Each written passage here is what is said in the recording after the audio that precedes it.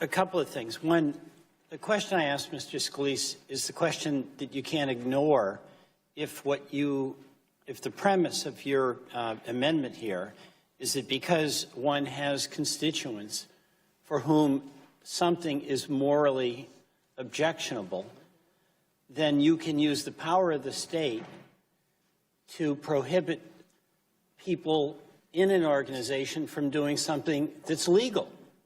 Abortion's legal. And you can introduce legislation to change that. You may get a Supreme Court that will uphold that, but abortion's legal. Discrimination's not. There are some people who believe that it's immoral for an individual to be gay or lesbian. They believe it. They really do. I totally disagree. But are we suggesting that since some of us may have constituents who believe that to be gay or lesbian is morally reprehensible, that we can use the power of the state to accommodate their view, which happens to be illegal? That's what we're talking about here. By the way— Would the gentleman yield? I will in a minute, but let me finish on this. The other aspect of this is that legislating, we do have power. And there is such a danger that we abuse it. And the leaders I've admired have always had the capacity for restraint. This is a health care bill.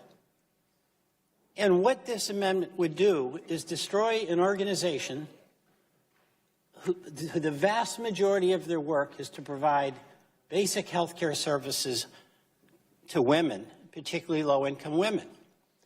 And we're willing to blow that up because some of our constituents, some of your constituents, think it's wrong that an organization also provide legal services. Legal.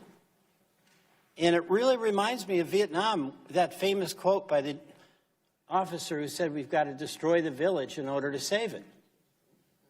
We're going to blow up Planned Parenthood, an organization that provides an extraordinary amount of good service of basic health care services to women, because some constituents in some of our districts disagree with the law of the land, which happens to be that abortion is legal.